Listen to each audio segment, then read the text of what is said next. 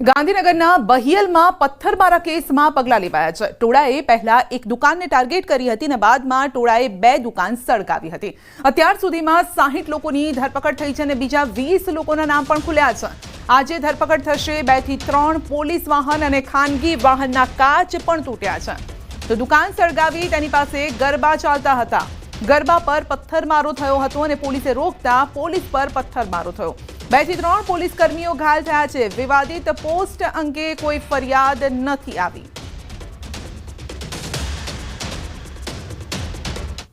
આ પથ્થરમારામાં 2-3 લોકોની નાના મોટા ઈજા થઈ અને 2-3 દુકાનો પણ સળગાવવામાં આવેલ। એની વિરુદ્ધ 307 436 આઈપીસી પુરાણી અને બીએનએસ 109 અંતર્ગત ગુના દાખલ કરવામાં આવેલ અને 60 અક્યુઝડ અત્યાર સુધી ધરપકડ કરવામાં આવેલ છે અને 21 નામ પોલીસ પાસે છે।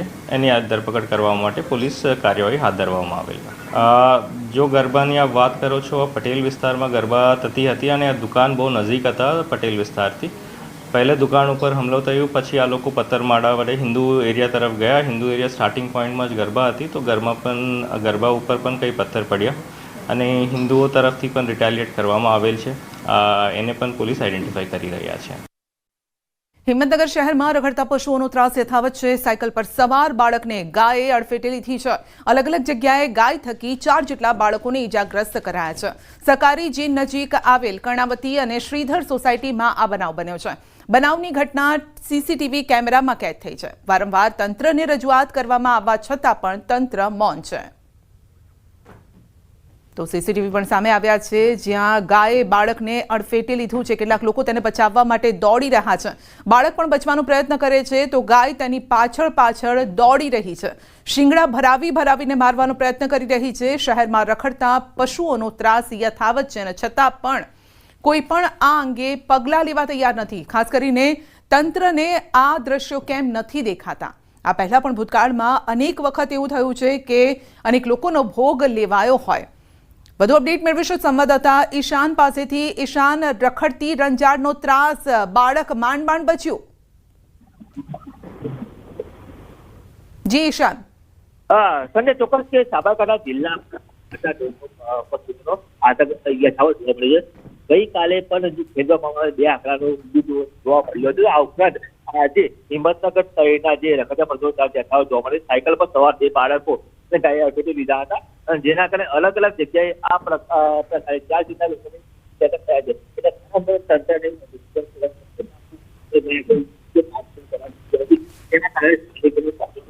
જી, આપનો આભાર અમારી સાથે જોડાવા બદલ। સુરતના પર્વત પાટિયા વિસ્તારની આ ઘટના છે। 7 વર્ષના બાળક પર પાલતુ શ્વાને કર્યો છે હુમલો। જર્મન શેફર્ડ શ્વાન દ્વારા બાળક પર હુમલો કરવામાં આવ્યો છે। પરિવારનો આક્ષેપ છે બાળકને ગંભીર રીતે ઈજા થતા ખાનગી હોસ્પિટલમાં દાખલ કરાયું છે। પરિવાર દ્વારા પુણા પોલીસ સ્ટેશન, પાલિકા કમિશનર અને પાલિકાના આરોગ્ય અધિકારીને અરજી પણ કરાઈ છે। પરિવાર દ્વારા પુણા પોલીસ સ્ટેશન પહોંચીને કાર્યવાહી કરવા માટે માંગ કરાઈ છે। हम उधर बौखड़े पे बैठे हुए थे तो लड़के को कुत्ते वो साइकिल लेके पीछे गया। तभी वो कुत्ता, उसको मालूम नहीं था लड़के को इधर कुत्ता है, तो वो पीछे गया तो उसको खींचा। वो तो मैंने देखा नहीं, मगर वो नीचे गिरा हुआ था और कुत्ता काट रहा था और वो टीचर है ना ऊपर से खींच रही थी वो कुत्ते को, मगर वो छोड़ता नहीं था। फिर वो चिल्लाता था, कुत्ता भी चिल्लाता था और वो भी चिल्ला रहा था लड़का। फिर लड़का उसको छोड़ाया, तभी वो भाग के हमारे पास आया। तो हमारे पास आया तभी मैं घर पे लेके आई। पहले हमने सोसाइटी कमेटी में भी बोला लेकिन वो फिर भी नहीं मान रहे हैं। वो यही बोल रहे हैं कि हमें तो हमारा कुत्ता चाहिए ही चाहिए। इसीलिए मैं बोलती हूँ कि उनको कुत्ता हटाइए प्लीज। लेकिन हमने कमिश्नर से और पुलिस से सबसे बात की, अभी तक कुछ हुआ नहीं है। तो बस यही रिक्वेस्ट है, उनको भी समझाया है लेकिन वो नहीं मान रहे। मेरा बच्चा पूरी तरह से एकदम हो गया है कि वो कहीं नीचे जाने के लिए भी नहीं हो रहा है, मान ही नहीं रहा है। उधर उसके अंदर डर बैठ गया। तो मैं यही चाहती हूँ कि वो कुत्ता नहीं चाहिए, ताकि ये मेरे साथ हुआ है आगे फ्यूचर में किसी भी बच्चे के साथ नहीं हो। बस વલસાડમાં શ્વાને દીપડાને ઊભી પૂંછડીએ ભગાડ્યો છે। જિલ્લાના ઉમરગામના કલગામ વિસ્તારમાં વધુ એક વખત દીપડાની હાજરી નોંધાઈ છે। આ વખતે દીપડો સીધો રહેણાંક વિસ્તારમાં પ્રવેશ્યો હતો અને નજીકની એક કંપની પાસે આવેલા ઝૂંપડામાં ઘૂસીને શ્વાન પર હુમલો કર્યો છે। તો સમગ્ર ઘટના સીસીટીવીમાં કેદ થઈ છે, જેમાં દેખાય છે કે દીપડાના હુમલાનો શ્વાને પ્રતિકાર કર્યો છે અને અંતે દીપડો ત્યાંથી ભાગી છૂટ્યો। તો તો આજુબાજુના લોકોમાં ઘટનાને લઈને ચિંતા પણ છે. ઘટના અંગે વન વિભાગને જાણ કરવામાં આવી. વન વિભાગના અધિકારીઓએ તાત્કાલિક કાર્યવાહી પણ શરૂ કરી છે. દીપડાને પકડવા માટે પાંજરા મૂકવાની કાર્યવાહી હાથ ધરાઈ છે. તો શ્વાને દીપડાને ઊભી પૂંછડીએ ભગાડ્યો છે. આ પહેલા પણ આ પ્રકારના દ્રશ્યો આવ્યા હતા, જ્યારે એક શ્વાને સાવજને ભગાડ્યો હતો. તો આપ જોઈ શકો છો કે દીપડો ત્યાંથી અવરજવર કરતો હતો અને તે સમયે જ જે શ્વાન છે તે ભસવા લાગ્યો અને તેના ભસવાના અવાજથી દીપડો પણ ડરી ગયો અને ઊભી પૂંછડીએ ભાગી ગયો. સુરેન્દ્રનગરના વઢવાણ શહેરમાં એક હોસ્પિટલમાં મહિલાને લાફા મારવાનો બનાવ સામે આવ્યો છે. ધોળીપોળ વિસ્તારમાં આવેલી ખાનગી હોસ્પિટલમાં દાખલ મહિલા દર્દીને એક અજાણી યુવતી લાફા મારતી દેખાય છે. ઘટનાના સીસીટીવી ફૂટેજ સામે આવતા ચકચાર મચી ગઈ છે. ઘટનાના વિડીયોમાં સ્પષ્ટ દેખાઈ રહ્યું છે કે યુવતી કોઈ કારણસર હોસ્પિટલમાં દાખલ દર્દી મહિલાને લાફા ઝીંકે છે. ઘટનાની ગંભીરતા જોઈ તાત્કાલિક પોલીસને બોલાવવામાં આવી અને હાલ પોલીસ સીસીટીવીના આધારે તપાસ કરી રહી છે. જો કે આ કેસમાં હજુ સુધી પોલીસ ફરિયાદ નથી નોંધાઈ.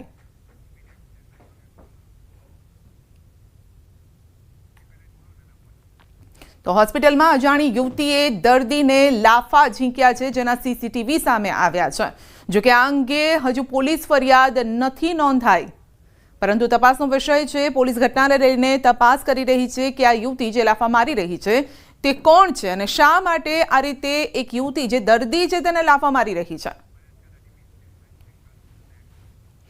પાલનપુરના કાણોદર નજીકની શ્રીમૂલ ડેરીના ઘીના સેમ્પલ ફેલ થયા છે. અલગ અલગ 3 સેમ્પલ્સ સબ સ્ટાન્ડર્ડ આવતા 30 લાખનો દંડ ફટકારવામાં આવ્યો છે. ફૂડ વિભાગે ગયા વર્ષે લીધા હતા સેમ્પલ ચકાસણીમાં ફેલ થતા અધિક કલેક્ટરે ફટકાર્યો છે દંડ. અલગ અલગ 3 સેમ્પલોનો 10-10 લાખ મળી અને 30 લાખનો દંડ ફટકારવામાં આવ્યો છે. તો ઘીના સેમ્પલ ફેલ ગયા છે. જો આ ઘી કોઈ આરોગે તો ચોક્કસ તે બીમાર પડી શકે છે. અન્ય સ્વાસ્થ્ય સંબંધી બીમારી પણ આવી શકે છે. તો ડેરીને 30 લાખનો દંડ ફટકારવામાં આવ્યો છે. પણ સવાલ હજુ પણ એ છે કે શું ડેરી આ પ્રકારની ભૂલ આગળ નહીં કરે તેની બાંહેધરી આપવામાં આવી છે કે નહીં. અમદાવાદ ગ્રામ્ય એસઓજીની ટીમે વહેલાલમાંથી ભેળસેળ યુક્ત ઘીનો જથ્થો કબજે કર્યો છે. વાઇબ્રન્ટ મેગા ઇન્ડસ્ટ્રીયલ પાર્કમાં ગોડાઉન રાખી સંચાલક જીગર પ્રજાપતિ બનાવટી ઘીનું કરતો હતો વેચાણ. માર્બુદા પ્રોડક્ટ નામની ગોડાઉન રાખી અને શંકાસ્પદ ભેળસેળ યુક્ત ઘી ગોડાઉનમાં જ બનાવાતું હતું. એસઓજી ટીમ અને ફૂડ એન્ડ ડ્રગ્સની ટીમે રેડ કરતા સ્થળ પરથી 223 કિલોથી વધુનો શંકાસ્પદ ભેળસેળ યુક્ત ઘીનો જથ્થો મળ્યો છે. પોલીસે ઘી ભેળસેળ માટે ઉપયોગમાં લેવાતી 543 કિલોગ્રામ સામગ્રીનો નાશ કર્યો છે. સુરતના ઉકાઈ ડેમની સપાટીમાં સતત વધારો. ડેમની સપાટી 343.90 ફૂટ પર પહોંચી છે. ઉકાઈના 6 દરવાજા 4 ફૂટ ખોલવામાં આવ્યા છે અને 67,000 ક્યુસેક પાણી તાપી નદીમાં છોડાયું છે. તાપી નદી પર આવેલા કાકરાપાર ડેમ પર ઓવરફ્લો. કાકરાપાર ડેમ 5.70 ફૂટ ઉપરથી ઓવરફ્લો થયો છે. ડેમ ઓવરફ્લો થતાં 27 ગામને એલર્ટ કરાયા છે અને નીચાણવાળા વિસ્તારોને પણ ખાસ એલર્ટ કરાયા છે.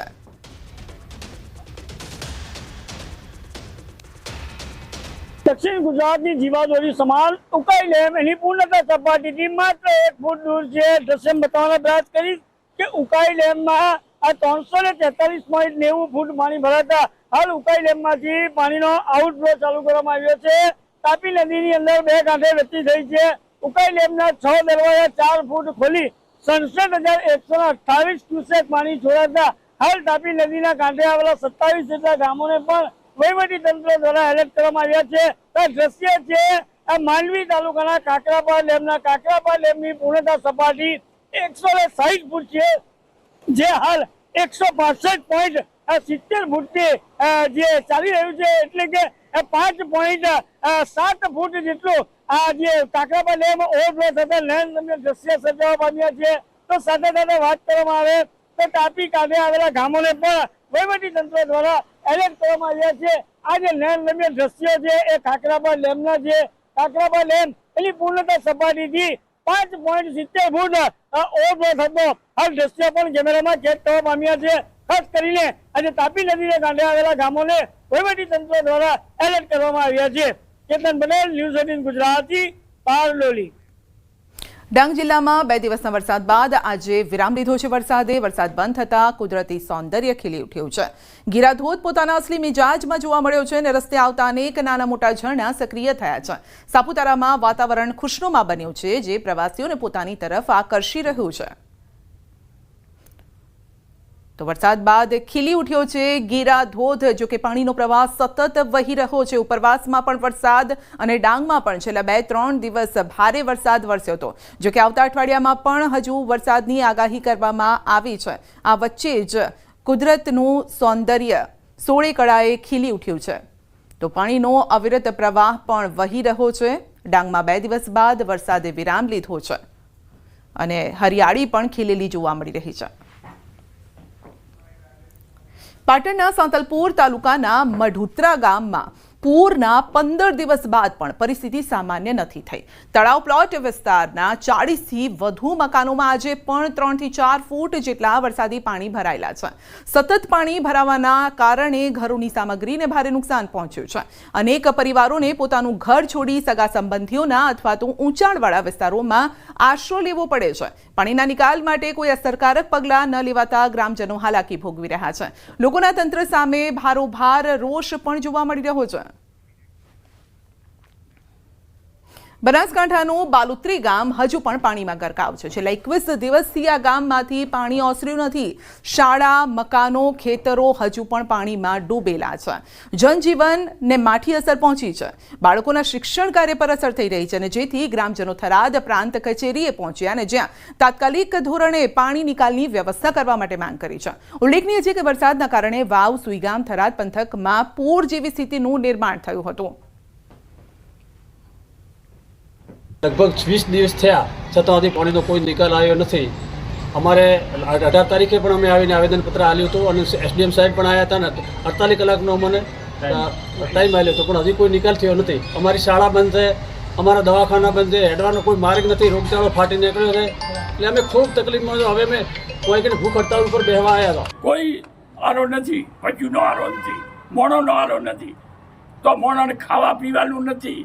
અમુક જગ્યાએ તો સાહેબ મરે છે તો ઢોરાને શું નાખે, કાંઈ મરી ગયું, બધું પાણી પડ્યું છે, ચોથી લાવીને મોડો કરીએ.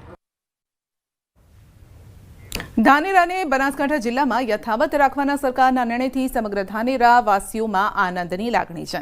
હિતરક્ષક સમિતિના નેતૃત્વ હેઠળ ધાનેરા વાસીઓએ આ માટે લાંબો સંઘર્ષ આંદોલન ચલાવ્યું, જેને સરકારે આખરે માન્યતા આપી છે. અને આ નિર્ણય બાદ ધાનેરા શહેરમાં જશ્નનો માહોલ જોવા મળ્યો, જ્યાં ભાજપ, કોંગ્રેસ, આપના કાર્યકર્તાઓ એકજૂટ થઈને ફટાકડા ફોડ્યા, મીઠાઈ પણ ખવડાવી અને જાણે કે ઉત્સવ ઉમંગ મનાવતા હોય તે પ્રકારના દ્રશ્ય સર્જાયા. ધારાસભ્ય માવજી દેસાઈ પણ ઉજવણીમાં હાજર રહ્યા.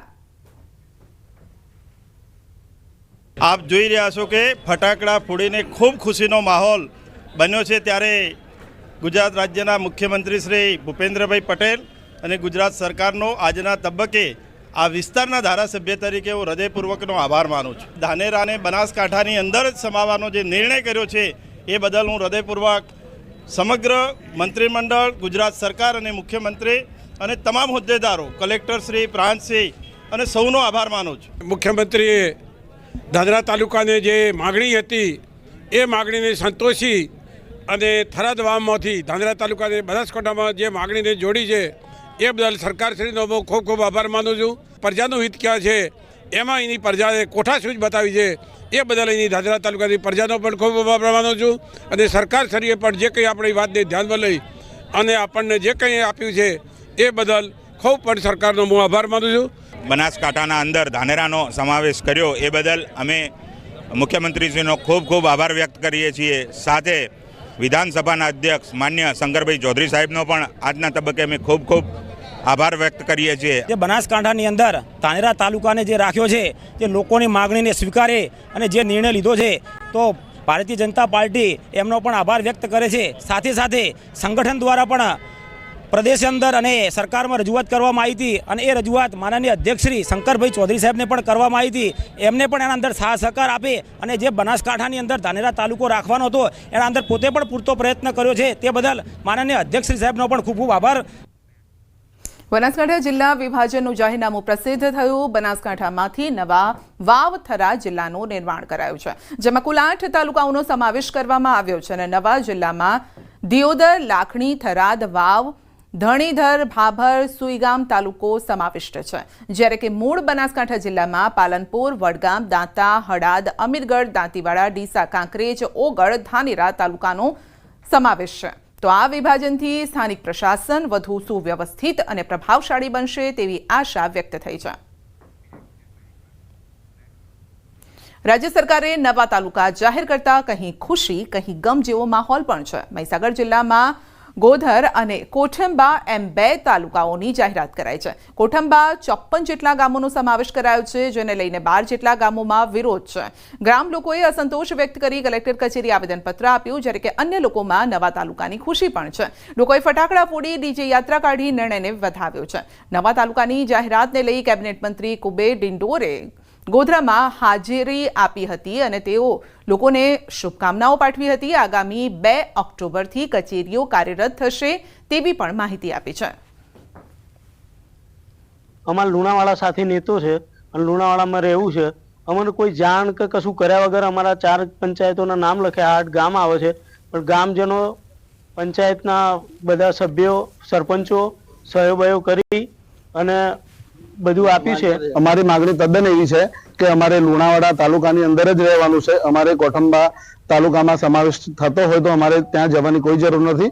અમારે લુણાવાડા તાલુકામાં જ અમે રહીએ એવી અમારી માંગણી છે. અમારો બજારનો તમામ વ્યવહાર અને અત્યાર સુધીનું તમામ વસ્તુ અમે લુણાવાડા સાથે સંકળાયેલા છીએ, એટલે કોઠંબા તાલુકામાં અમારે સમાવેશ થવાની કોઈ જરૂર નથી. ઉત્સવ હોય, આ નવરાત્રીનો ઉત્સવ આપણે બધા ઉજવી રહ્યા છે. માં આદ્ય શક્તિ માં બધાનું કલ્યાણ કરે, સર્વનું કલ્યાણ કરે. નવો તાલુકો બને એમાં બધા જ આપણા ખેડૂતો, યુવાનો, વડીલો, માતા, બહેનો ઘર આંગણે જે સુવિધા આપણને મળવાની છે દરેક બાબતની, તો લાભ લઈને આપણે સુખાકારીના પંથે આગળ વધીએ. શુભેચ્છા સાથે મારી વાત પૂરી કરું છું. ગુજરાત સરકાર દ્વારા રાજ્યના 33 જિલ્લામાંથી નવા 11 તાલુકાઓની નિયુક્તિ કરાઈ છે અને નવા તાલુકા બનતા ધારાસભ્યો ખુશી વ્યક્ત કરી રહ્યા છે. ત્યારે બાયડ વિધાનસભાના અપક્ષ ધારાસભ્ય ધવલસિંહ ઝાલાએ પણ પ્રતિક્રિયા આપી. અરવલ્લી જિલ્લાના સાઠંબા, શામળાજી તાલુકાની રચનાને લઈને ખુશી વ્યક્ત કરી છે, જ્યારે કે ફાગવેલને તાલુકા બનાવવા નિર્ણયને પણ વધાવ્યો છે. માન્ય ભૂપેન્દ્રભાઈ પટેલ સાહેબની સરકારે, એટલે કે ગુજરાત સરકારે 33 જિલ્લાઓમાં 17 તાલુકાઓની જાહેરાત કરી. ખૂબ આનંદની વાત એ છે સવિશેષ કે 2018થી મારી હર હંમેશ માગણી રહી છે કે બાયડ વિધાનસભાની અંદર સાઠંબા તાલુકો એક નવો મારી માગણી હતી. સાઠંબામાં જ એનું મુખ્ય મથક બનશે અને શામળાજીમાં પણ શામળાજીમાં એનું મુખ્ય મથક બનશે. એટલે અરવલ્લી જિલ્લાનો તો સૌભાગ્ય છે કે 2 તાલુકાઓની નવી રચના થઈ રહી છે. નામથી એક તાલુકો બને અને કાપડી વાવ એનું મુખ્ય મથક છે, જે મારા વિસ્તારથી પણ નજીક થાય છે અને ત્યાં મુખ્ય મથક બનવા જઈ રહ્યું છે અને ફાગવેલ એનું નામ બની રહ્યું છે. એટલે અમારા માટે તો ખૂબ સારી વાત છે. એટલે માન્ય સરકારનો હું ખૂબ ખૂબ આભાર માનું છું. આનાથી ફાયદો ખેડૂતોને થવાનો, આનાથી ફાયદો ત્યાંના તમામ લોકો ગ્રામજનોને થવાનો, કારણ કે તાલુકા કચેરી બનવાની, મામલતદાર કચેરી બનવાના વિકાસના કાર્યોમાં પણ એના કારણે વેગ મળે. છોટાઉદેપુર જિલ્લામાં કદવાલ ગામને નવો તાલુકો જાહેર કરાતા લોકોમાં ખુશી છે. 17 ગ્રામ પંચાયતના 42 ગામોનો સમાવેશ કરી નવો તાલુકો રચાયો છે. ત્યારે સ્થાનિકોનું કહેવું છે કે તાલુકા કચેરી નજીક આવતા વિકાસ અને રોજગારીની નવી તકો ઊભી થશે. અત્યાર સુધીમાં સરકારી કામ માટે 25 કિલોમીટર દૂર પાવી જેતપુર જવું પડતું હતું, જે સમસ્યા હવે દૂર થશે. કદવાલ તાલુકાની વર્ષો જૂની માંગણીને ધ્યાને રાખી સરકારે જાહેરાત કરતા લોકોએ આભાર વ્યક્ત કર્યો. નવો તાલુકો જાહેર થતા લોકોએ ઢોલ વગાડી, ફટાકડા ફોડી ખુશી વ્યક્ત કરી. આ કદવાલ તાલુકો બનવાથી અમારી સેન્ટ્રલ કોઓપરેટિવ બેંક પણ કદવાલમાં આવશે. એટલે કે દૂધનો પગાર લેવા જવા માટે સેન્ટ્રલ કોઓપરેટિવ બેંકમાં પાવી જેતપુર તાલુકામાં ધક્કા ખાઈ ખાઈને લોકો થાકી ગયા હતા. તાલુકાના નથી એટલું બધું લાગતું હતું, પણ અમારી જે માંગણી હતી એ માંગણીને અમારી સરકારે ધ્યાને આપી. આ કદવાલનો વિકાસ 100% થવાનો છે. નવરાત્રીના શુભ દિવસોની અંદર માતાજીની કૃપાથી અમારા છોટાઉદેપુર જિલ્લાની અંદરથી પાવી જેતપુર તાલુકામાંથી કદવાલ ગામનો જે તાલુકાનો દરજ્જો સરકારશ્રીએ આપ્યો છે, તેના માટે અમારે સરકારશ્રીનો ખૂબ ખૂબ આભાર. અને તેનાથી અમારા કદવાલ ગામની અંદર વેપારી વર્ગને ખૂબ મોટો ફાયદો થવાનો છે, જેથી કરીને સરકારશ્રીનો તે માટે પણ ખૂબ ખૂબ આભાર વ્યક્ત કરીએ છીએ.